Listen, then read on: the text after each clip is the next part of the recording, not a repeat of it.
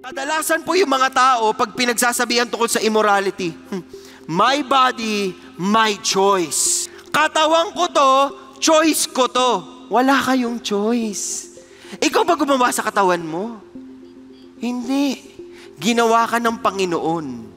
Wonderful are your works, my soul knows it very well. My frame was not hidden from you when I was made in secret and skillfully wrought in the depths of the earth. Kung sino tayo ngayon, mabusising pinaghandaan ng Panginoon yan.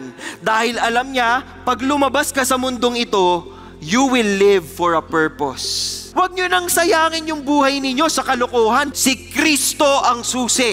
I urge you, brethren, by the mercies of God, present your bodies a living and holy sacrifice acceptable to God, because that is your spiritual service of worship.